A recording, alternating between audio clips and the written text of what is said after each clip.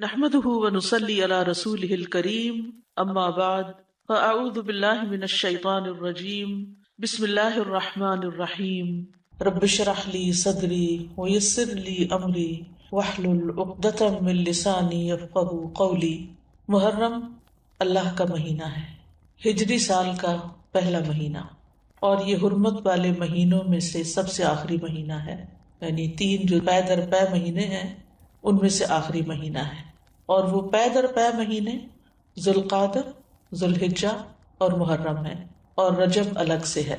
مہینوں کی گنتی کے بارے میں سورۃ التوبہ میں اللہ سبحانہ و تعالیٰ ارشاد فرماتے ہیں، بے شک مہینوں کی گنتی اللہ کے نزدیک اللہ کی کتاب میں 12 مہینے ہیں، جس دن اس نے آسمان اور زمین کو پیدا کیا، یعنی اس دن سے اللہ نے 12 مہینے بنائے، ان میں سے 4 حرمت والے ہیں، اور ان مہینوں میں خاص طور پر اپنی جانوں پر ظلم نہ کرو، اس کا حکم دیا گیا۔ صحیح بخاری میں بھی آتا ہے، ابو بکرہ کی روایت ہے کہ نبی صلی اللہ علیہ وسلم نے فرمایا، زمانہ گھومتا ہوا اپنی اصلی حالت پر آ گیا ہے جس دن اللہ نے آسمانوں اور زمینوں کو پیدا کیا تھا، کیونکہ عربوں نے مہینوں کی گنتی میں بہت کچھ تبدیلیاں کر دی تھی، کبھی کسی سال میں مہینہ بڑھا دیا، کبھی گھٹا دیا، تو وقت اپنی اصل پہ نہیں رہا تھا۔ لیکن جس سال نبی صلی اللہ علیہ وسلم نے حج کیا، اس موقع پر یہ فرمایا کہ یہ حج اپنے اصلی صحیح وقت پر اور صحیح تاریخ کے مطابق ہوا ہے۔ فرمایا، زمانہ گھومتا ہوا اپنی اصلی حالت پر آ گیا ہے جس دن اللہ نے آسمانوں اور زمینوں کو پیدا کیا تھا۔ سال 12 مہینوں کا ہے، جن میں 4 مہینے حرمت والے ہیں، 3 تو مسلسل ہیں، یعنی ذوالقعدہ، ذوالحجہ اور محرم، اور ایک رجب مضر جو جمادہ اور شعبان کے درمیان میں ہے۔ تو یہ 4 مہینے جو ہیں یہ حرمت والے ہیں، اور ان کی حرمت میں سب سے اہم چیز یہ ہے کہ انسان حرام کاموں سے بچے۔ ویسے تو انسان کو پوری زندگی ہی غلط کاموں سے بچنا چاہیے، لیکن اللہ سبحانہ وتعالیٰ نے ہماری یاد دہانی کے لیے، ہمیں شوق دلانے کے لیے بعض مہینوں کو بعض پر فضیلت بخشی ہے، اور پھر ان میں خاص کام کرنے کو کہا ہے، جیسے رمضان میں روزے رکھنے کا حکم ہے، ذوالحجہ میں حج کرنے کا حکم ہے۔ عربوں کے ہاں رجب میں زیادہ تر عمرہ کیا کرتے تھے، لیکن کوئی خاص اس کی ایسی فضیلت تو نہیں ہے۔ اسی طرح یہ جو 4 حرمت والے مہینے ہیں، ان کا جو خاص حکم ہے وہ یہ کہ ان میں اپنی جانوں پر ظلم نہ کرو۔ اپنی جان پہ ظلم کرنا 2 طرح سے ہوتا ہے، ایک تو یہ کہ انسان گناہ کے کام کرے۔ جن مہینوں میں نیک کام کرنے کا ثواب بڑھ جاتا ہے، ان مہینوں میں گناہ کرنے کی سزا بھی زیادہ ہوتی ہے اور اس کی ممانعت بھی زیادہ ہوتی ہے۔ تو بطور خاص، کیونکہ اگر سال کے یہ 4 مہینے انسان اچھی طرح پریکٹس کرے تو پھر باقی مہینوں میں بھی اللہ کی حرمتوں کو پامال نہیں کرے گا۔ اور دوسرا یہ کہ انسان کسی دوسرے پر بھی ظلم نہ کرے، کیونکہ جب انسان دوسرے پر ظلم کرتا ہے تو وہ دراصل اپنے اوپر کرتا ہے، جیسا کہ انسان دوسرے کے ساتھ احسان کرتا ہے تو وہ دراصل اپنے اوپر کرتا ہے۔ قرآن مجید میں آتا ہے، ان احسنتم احسنتم لانفسکم، اگر تم نے نیکی کی، احسان کیا تو اپنی جان پر کیا۔ یعنی بظاہر ایسا لگتا ہے کہ جیسے انسان دوسرے کو فیور دے رہا ہے، لیکن حقیقت میں وہ اس کے اپنے لیے ہی بہتر ہوتا ہے۔ محرم کو اللہ کا مہینہ قرار دیا گیا ہے، یہ اس مہینے کے فضائل میں سے ہے۔ نبی صلی اللہ علیہ وسلم نے اس کے بارے میں فرمایا، افضل الصیام بعد رمضان شہر اللہ المحرم، یہ صحیح مسلم کی روایت ہے۔ ابو ہریرہ رضی اللہ عنہ کہتے ہیں کہ رسول اللہ صلی اللہ علیہ وسلم نے فرمایا، رمضان کے بعد سب سے افضل روزے اللہ کے مہینے محرم کے ہیں، یعنی اس مہینے میں خاص طور پر روزے رکھنے کا اہتمام کرنا چاہیے، یعنی یہ اس کی خاص عبادت ہے۔ اس مہینے کو شہر اللہ المحرم کہہ کر شرف دیا گیا ہے، یعنی اللہ تعالیٰ نے اس کو اپنی طرف منسوب کیا کہ یہ اللہ کا مہینہ ہے۔ اس سے اس مہینے کے شرف اور فضیلت پر دلیل ملتی ہے۔ اللہ سبحانہ تعالیٰ اپنی خاص مخلوقات کو اپنی طرف منسوب کرتا ہے، جیسے اللہ سبحانہ تعالیٰ نے محمد صلی اللہ علیہ وسلم کو، ابراہیم علیہ السلام کو، اسحاق علیہ السلام کو، یعقوب علیہ السلام کو اور دیگر انبیاء کو اپنی عبودیت کی طرف منسوب کیا ہے، یہ اللہ کے بندے ہیں، ان کو اپنا بندہ قرار دیا ہے۔ اسی طرح خانہ کعبہ کو اللہ تعالیٰ نے بیت اللہ کہا ہے، اللہ کا گھر۔ اسی طرح قوم سمود کی اونٹنی کو اللہ تعالیٰ نے ناقۃ اللہ کہا، اللہ کی اونٹنی۔ تو جس چیز کو اللہ تعالیٰ اپنی طرف منسوب کرے وہ اس کی خاص عزت اور تشریف کی وجہ سے ہوتا ہے، یعنی اس کی خاص امپورٹنس کی وجہ سے ہوتا ہے۔ اگرچہ حرمت والے مہینے 4 ہیں، لیکن ان چاروں میں سے پھر افضل جو ہے وہ محرم ہے۔ حسن بصری رحمت اللہ علیہ کہتے ہیں کہ حرمت کے مہینوں میں سے بھی سب سے افضل مہینہ محرم کا ہے۔ اگر دیکھا جائے تو سال کا آغاز اور اختتام دونوں ہی حرمت والے مہینوں سے ہوتے ہیں۔ حسن بصری کہتے ہیں کہ اللہ نے سال کو حرمت والے مہینے سے شروع کیا، یعنی محرم سے شروع کیا، اور سال کا اختتام بھی حرمت والے مہینے کے ساتھ کیا، یعنی ذوالحجہ کے ساتھ۔ اور پھر اللہ کے نزدیک ہجری سال میں رمضان کے بعد محرم سے زیادہ اور کوئی مہینہ عظمت والا نہیں۔ تو اس سے آپ اندازہ لگا سکتے ہیں کہ اس مہینے کی کتنی فضیلت ہے۔ اور محرم میں سے بھی پہلے 10 دن زیادہ فضیلت کے ہیں۔ سلف صالحین 3 اشروں کی تعظیم کیا کرتے تھے۔ ابو عثمان نہدی رحمہ اللہ کہتے ہیں کہ سلف صالحین 3 اشروں کی تعظیم کرتے تھے: رمضان کے آخری 10 دن، ذوالحجہ کے پہلے 10 دن اور ماہ محرم کے پہلے 10 دن۔ یعنی یہ 3 جیسے دھاکے جن کو کہتے ہیں، یعنی 10 دن پر مشتمل دن، یہ باقی دنوں کی نسبت زیادہ اہمیت کے حامل ہیں۔ حرمت والے مہینوں میں خاص طور پر ظلم کی ممانعت ہے۔ اللہ سبحانہ وتعالیٰ نے ان مہینوں میں جان پر ظلم کرنے سے منع کیا، فرمایا فَلَا تَظْلِمُوا فِيهِنَّ أَنفُسَكُمْ، لہٰذا ان مہینوں میں خاص طور پر اس چیز کا اہتمام کرنا ضروری ہے۔ یعنی حرمت والے مہینوں میں ظلم کی سنگینی کا ذکر ہے، یعنی اس میں ظلم کرنا، کسی بھی انسان پر، کسی جاندار پر، کسی بھی چیز پر کسی کا بھی حق نہ دینا، یہ زیادہ بڑا گناہ ہے، یعنی دوسرے مہینوں کی نسبت۔ اگرچہ سارا سال ہی منع ہے، ہر حال میں ظلم سنگین ہوتا ہے، لیکن ان مہینوں میں بطور خاص منع کیا گیا ہے۔ پھر ایک اور بات یہ ہے کہ محرم کے مہینے میں خاص عبادت جو ہے وہ روزے رکھنے کی ہے۔ تو اس مہینے میں اللہ کی توفیق سے اگر ممکن ہو تو کثرت سے روزے رکھنا مستحب ہے۔ روزوں کے اعتبار سے رمضان کے بعد سب سے افضل مہینہ ہے۔ صحیح مسلم کی روایت ہے، ابو ہریرہ کہتے ہیں کہ رسول اللہ صلی اللہ علیہ وسلم نے فرمایا، رمضان کے بعد سب سے افضل روزے اللہ کے مہینے محرم کے ہیں۔ ابن رجب کہتے ہیں کہ یہ حدیث اس معنی میں واضح اور صریح ہے کہ رمضان کے بعد نفلی روزوں میں افضل ترین روزے اللہ کے مہینے محرم کے روزے ہیں، اور یہ سب نفلی روزے ہیں۔ فرض روزوں سے پہلے محرم میں روزے رکھے جاتے تھے، پھر جب فرض روزے رمضان میں ہو گئے تو پھر محرم کے روزے جو ہیں وہ نفلی ہو گئے۔ نبی صلی اللہ علیہ وسلم صرف شعبان میں کثرت سے روزے رکھتے تھے۔ عائشہ رضی اللہ تعالی عنہا روایت کرتی ہیں کہ نبی صلی اللہ علیہ وسلم شعبان کے مہینے سے زیادہ کسی اور مہینے میں نفلی روزے نہیں رکھتے تھے۔ مطلب آپ نے محرم کا سارا مہینہ روزے نہیں رکھے یا شعبان سے زیادہ نہیں رکھے۔ اسی طرح صحیح بخاری کی روایت ہے، ابن عباس کہتے ہیں نبی صلی اللہ علیہ وسلم نے رمضان کے سوا کبھی پورا ایک مہینہ روزے نہیں رکھے۔ تو اگرچہ اس مہینے کے روزے افضل ہیں، لیکن پورا مہینہ رکھنے کی ضرورت نہیں ہے۔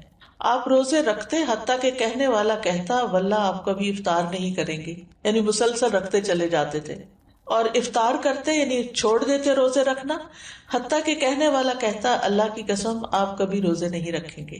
تو اس میں آپ کا جو پیٹرن تھا تسلسل کے ساتھ روزے رکھنے کا، وہ ہمیشہ کے لیے نہیں ہوتا تھا۔ اور یہ کیوں نہیں کیا آپ نے؟ اس لیے نہیں کہ آپ کے اندر طاقت نہیں تھی، اس لیے کہ امت کے لیے مشکل نہ ہو، کیونکہ امت میں بہت سارے لوگ ایسے ہوتے ہیں جو نبی صلی اللہ علیہ وسلم کی ہر بات کو کاپی کرنا چاہتے ہیں، ہر سنت کی پیروی کرنا چاہتے ہیں، تو پھر یہ چیز مشکل ہو جاتی۔ اب سوال یہ پیدا ہوتا ہے کہ نبی صلی اللہ علیہ وسلم محرم کی بجائے شعبان میں کثرت سے روزے کیوں رکھتے تھے؟ علماء کو اس مسئلے میں اشکال ہوا ہے کہ اگر محرم زیادہ افضل ہے تو آپ شعبان میں کیوں زیادہ روزے رکھتے؟ کہ آپ نے صراحت کے ساتھ یہ فرمایا کہ ماہ محرم کے روزے جو ہیں وہ افضل ہیں۔ تو اس میں بعض علماء یہ کہتے ہیں کہ شاید آپ کو محرم کی فضیلت کا علم زندگی کے آخری ایام میں ہوا، یعنی شروع سے نہیں یہ بات بتائی گئی۔ اور یہ بھی ہو سکتا ہے کہ اس مہینے میں آپ کو کئی عذر پیش آ جاتے تھے جس کی وجہ سے آپ یہ روزے نہیں رکھ سکتے تھے، جیسے سفر ہے یا بیماری کا لاحق ہونا ہے۔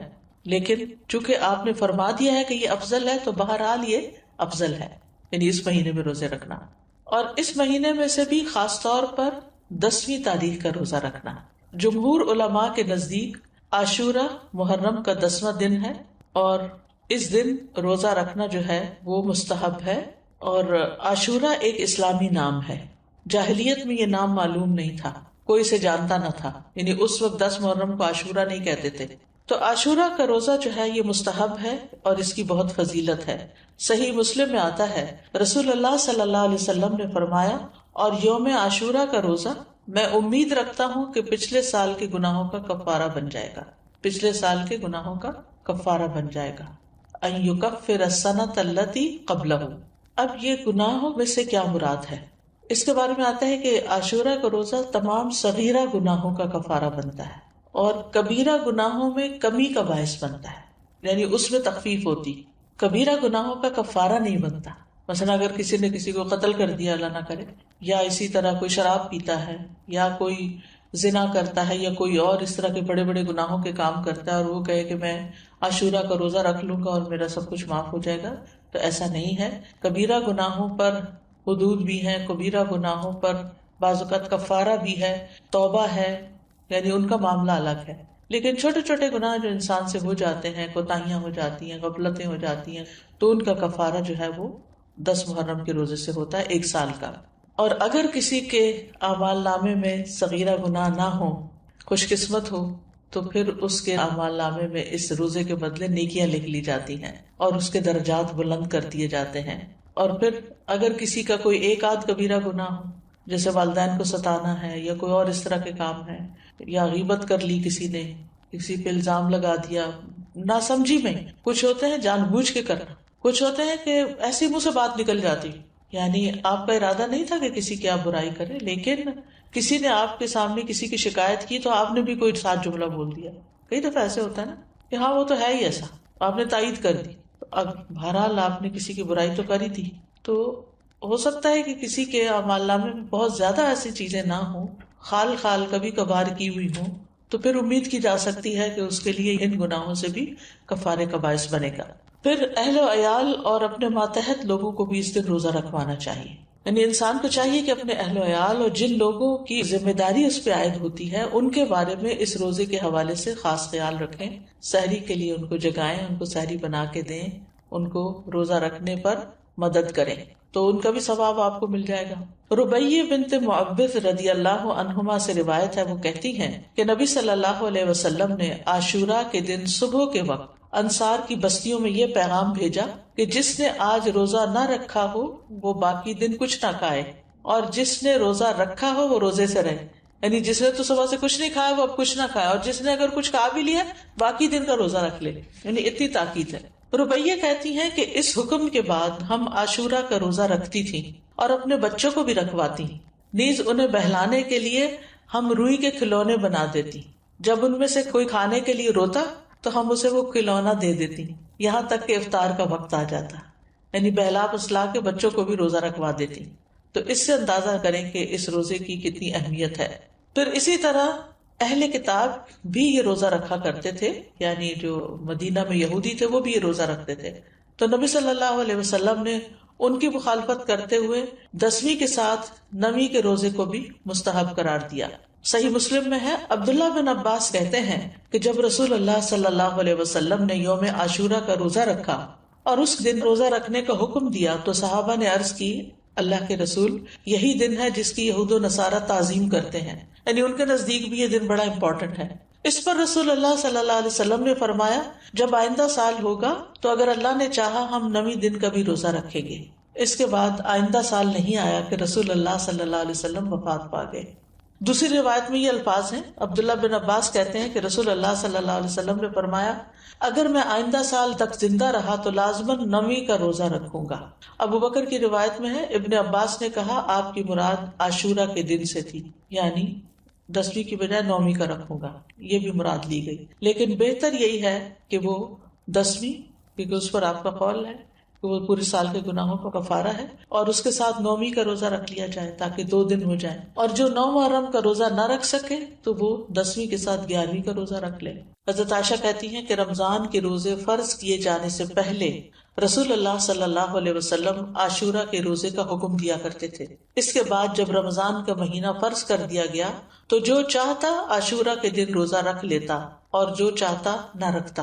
نبی صلی اللہ علیہ وسلم نے اس دن کو روزہ رکھنے کو پسند کیا، اسی لیے اس کو مستحب کہا جاتا ہے، پسندیدہ کہا جاتا ہے۔ معاویہ بن ابی سفیان کہتے ہیں میں نے رسول اللہ صلی اللہ علیہ وسلم سے اس دن کے بارے میں سنا، آپ فرما رہے تھے یہ عاشورہ کا دن ہے، اللہ نے تم پر اس کا روزہ فرض نہیں کیا، میں روزے سے ہوں، تم میں سے جو اس کا روزہ رکھنا پسند کرے وہ روزہ رکھے اور جو روزہ نہ رکھنا چاہے وہ نہ رکھے، یعنی نفلی روزہ ہے اس لیے اگر کوئی نہیں رکھنا چاہتا تو میں اس کو پابند نہیں کرتا۔ تو فرض فرض ہے اور نفل نفل ہے، لیکن آپ جانتے ہیں کہ نوافل کے ادا کرنے سے بھی انسان اللہ کی محبت پاتا ہے۔ پھر ایک اور روایت کے مطابق آپ نے اس دن روزہ رکھنے کے بارے میں لوگوں کو اختیار دیا تھا۔ صحیح مسلم میں ہے، عبداللہ ابن عمر رضی اللہ عنہ سے روایت ہے کہ اہل جاہلیت عاشورہ کے دن کا روزہ رکھتے تھے، اور رسول اللہ صلی اللہ علیہ وسلم اور مسلمانوں نے بھی رمضان کی فرضیت سے پہلے اس کا روزہ رکھا۔ اس کے بعد رمضان فرض کر دیا گیا تو رسول اللہ صلی اللہ علیہ وسلم نے فرمایا عاشورہ بھی اللہ کے دنوں میں سے ایک دن ہے، جو چاہے اس کا روزہ رکھ لے اور جو چاہے چھوڑ دے۔ لیکن یہ یاد رکھیے کہ عرفہ کا روزہ عاشورہ کے روزے سے افضل ہے۔ ابھی پچھلے مہینے جو عرفہ کا روزہ رکھا گیا تھا 9 تاریخ کا روزہ، وہ 2 سال کے گناہوں کا کفارہ ہے، جبکہ محرم کا روزہ جو ہے وہ 1 سال کے گناہوں کا کفارہ ہے۔ اس کی حکمت کے بارے میں کہا جاتا ہے 10ویں محرم کا روزہ موسیٰ علیہ السلام کی طرف منسوب ہے اور عرفہ کا روزہ نبی صلی اللہ علیہ وسلم کی طرف منسوب ہے۔ جیسا کہ آپ جانتے ہیں کہ موسیٰ علیہ السلام کو اللہ تعالیٰ نے اس دن فرعون سے نجات دی تھی جب وہ سمندر پار کر آئے تھے بنی اسرائیل کے ساتھ، تو اس کے لیے شکرانے کے طور پر بنی اسرائیل اس کا روزہ رکھا کرتے تھے۔ اور یہ ہماری شریعت کے خصائص میں سے ہے کہ نبی صلی اللہ علیہ وسلم کی طرف جو چیز منسوب ہو آپ کی برکت کی وجہ سے اس کا اجر زیادہ کر دیا جاتا ہے۔ ویسے بھی اس امت کے اجر باقی امتوں کے مقابلے میں زیادہ ہے۔ اسی طرح کچھ اور وجوہات بھی بتائی گئی ہیں، اور یہ کہا جاتا ہے کہ عرفہ کا دن جو ہے وہ حرمت کے مہینوں میں سے درمیانی مہینے میں، اس سے پہلے بھی حرمت والا مہینہ، اس کے بعد بھی۔ یہ ایک رائے ہے۔ ایک قول یہ ہے کہ 10ویں محرم کو اللہ نے موسیٰ علیہ السلام پر اپنی نعمت کو مکمل کیا، انہیں ان کے دشمن سے نجات دی، اور عرفہ کے دن اللہ نے اپنے رسول محمد صلی اللہ علیہ وسلم پر رسالت مکمل کر کے ان پہ انعام فرمایا۔ الیوم اکملت لکم دینکم واتممت علیکم نعمتی ورضیت لکم الاسلام دینا۔ اور دین میں حاصل ہونے والی مکمل نعمت جسم میں حاصل ہونے والی مکمل نعمت سے زیادہ افضل ہے۔ یعنی بنی اسرائیل کو نعمت ملی تھی جسمانی آزادی کی، جو فرعون نے ان کو غلام بنا رکھا تھا، اور محمد صلی اللہ علیہ وسلم کی امت کو کامل دین ملا اس دن۔ تو دین جو ہے وہ جسم سے افضل ہے۔ دینی نعمتیں، روحانی نعمتیں جسمانی نعمتوں سے افضل ہوتی ہیں، لیکن ہم عام طور پر جسمانی نعمتوں کے حصول کے لیے زیادہ کوشش بھی کرتے ہیں اور زیادہ ایکسپرٹیز حاصل کرتے ہیں۔ پھر اسی طرح اس مہینے کے روزے ہوں یا عرفہ کا روزہ ہو یا رمضان کا روزہ ہو، روزوں کے اپنے جسمانی اور نفسیاتی فوائد ہیں، اور بعض اوقات انسان کی عقل سے باہر ہے۔ کوشش ہمیں یہی کرنی چاہیے کہ کوئی مہینہ ایسا نہ گزرے کہ جس میں ہم کم از کم 1 روزہ نہ رکھیں یا 3 دن کے روزے نہ رکھیں، کیونکہ ہر مہینے میں 3 دن کے روزے جو ہیں وہ سینے کا وحر دور کرتے ہیں۔ عمرو بن شرحبیل سے سنن نسائی کی روایت ہے، نبی صلی اللہ علیہ وسلم سے کہا گیا کہ ایک آدمی ہمیشہ روزے رکھتا ہے، آپ نے فرمایا کاش وہ کبھی کھانا نہ کھاتا اور مر جاتا۔ یعنی پسند نہیں کیا نا آپ نے اس بات۔ لوگوں نے عرض کیا 2/3 دنوں کے روزے کیسے ہیں؟ 2/3 یعنی ایک مہینے کا 2/3۔ آپ نے فرمایا یہ بھی بہت زیادہ ہے۔ انہوں نے کہا نصف دنوں کے؟ آپ نے فرمایا یہ بھی زیادہ ہے۔ 2/3 نے 20 دن روزے، اور 1/3 10 دن کے روزے۔ پھر فرمایا میں تمہیں وہ روزے نہ بتاؤں جو سینے کا کینہ دل کے مفاسد دور کرنے کے لیے کافی ہیں؟ ہر ماہ میں 3 دن کے روزے، تو ہر ماہ میں 3 دن کے روزے ایام 20 کے روزے ہو سکتے ہیں، یا آپ سوموار جمعرات میں سے کوئی ہر ہفتے ایک کر کے، ویسے تو 4 ہفتے بنتے ہیں لیکن 3 ہفتے لے لیجئے اور ایک روزہ ان دنوں میں سے کسی دن رکھ لیجئے۔ ہر مہینے کے 3 روزوں کا جو اجر ہے وہ بہت زیادہ ہے، زمانے بھر کے روزوں کا اجر لکھا جاتا ہے۔ یعنی ایک روزہ 10 کے برابر ہے، 10 دن، یعنی مہینے میں 3 عشرے ہوتے ہیں نا، تو آپ نے 3 روزے رکھے تو وہ 3 عشروں کے برابر ہو گئے۔ تو سارا سال آپ ایسا کر رہے ہیں تو گویا آپ پوری زندگی روزے سے ہی ہیں۔ پھر یہ کہ نفس سے شیطان کے وسوسے کو ختم کرتا ہے، سبحان اللہ۔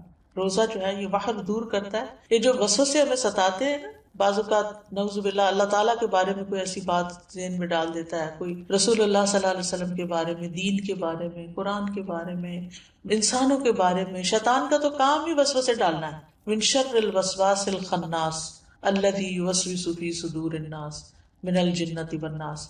تو روزہ رکھنے سے شیطان کے وسوسوں سے نجات ملتی ہے۔ شیطان جسم میں خون کی طرح دوڑتا ہے، تو جب ہم زیادہ کھاتے پیتے ہیں، ہماری سرکولیشن زیادہ ہوتی ہے تو اس کی بھی ایکٹیویٹی زیادہ ہوتی ہے، اور جب ہم روزہ رکھتے ہیں تو وہ رگیں تنگ ہوتی ہیں اور شیطان کو تنگی ہوتی ہے تو وہ اپنا کام بہتر طور پہ نہیں کر سکتا۔ پھر اسی طرح یہ بھی آتا ہے کہ یہ روزے دار کے دل کو کینے اور بغض سے اور عداوت سے پاک کر دیتے ہیں۔ بعض اوقات انسان اپنے آپ سے ہی پریشان اور تنگ ہوتا ہے کہ کچھ لوگوں کے بارے میں اس کے دل میں جو غصہ یا غضب ہوتا ہے وہ نکلتا نہیں۔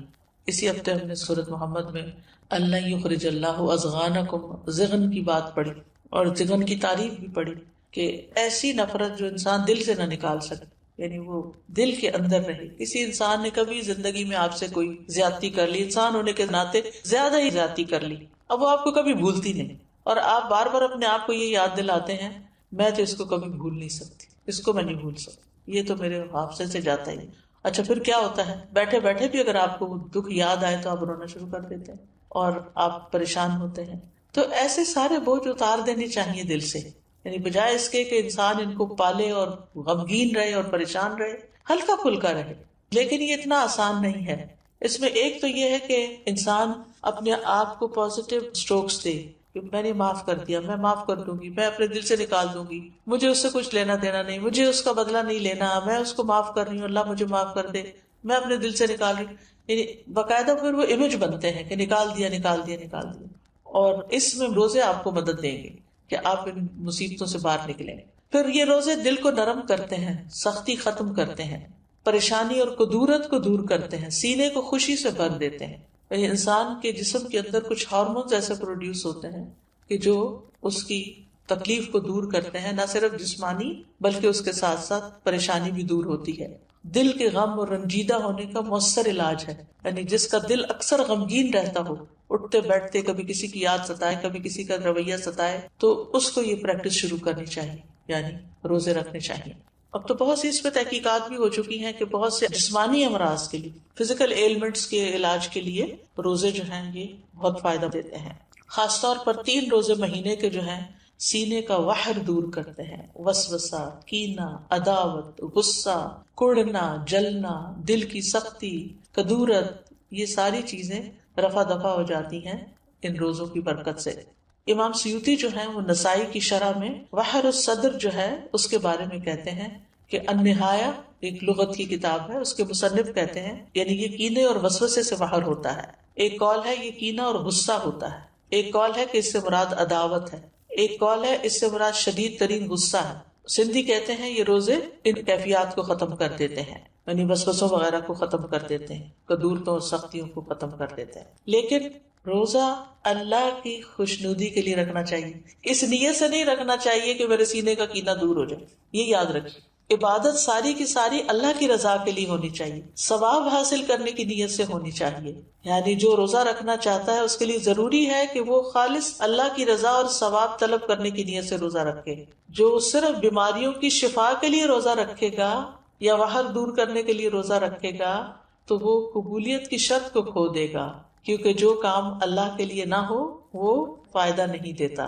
تو بہرحال 10ویں محرم کے دن کی ہم بات کر رہے تھے اور روزے کی بات کر رہے تھے، تو 10ویں محرم کا دن جو ہے ہر دور کے مسلمانوں کے درمیان ایک تعلق بھی قائم کرتا ہے۔ صحابہ نے رکھا، پھر تابعین نے، پھر تبع تابعین نے، پھر امت کے باقی نیک لوگوں نے، پھر آج ہم بھی رکھ رہے ہیں، تو ہم سب کا ایک کنیکشن ہو جاتا ہے، نیکی کے کام میں ایک تعلق ہو جاتا ہے، اور ہمارا جو ایک ایمانی بھائی چارہ ہے اس کو وہ عملاً ثابت کرتا ہے۔ والمؤمنون والمؤمنات بعضهم اولیاء بعض، مومن مرد اور عورتیں ان کے بعض کے دوست ہیں، اور یہ دوستی صرف اپنے زمانے کے لوگوں کے لیے نہیں بلکہ پیچھے سے چلی آ رہی۔ اور 10ویں محرم کا دن شکر ادا کرنے اور مصیبتوں میں اللہ سے مدد طلب کرنے کا دن ہے۔ اس دن موسیٰ علیہ السلام سے ان کی قوم نے کہا انا لمدرکون، سورۃ الشعراء کی آیت نمبر 61 ہے۔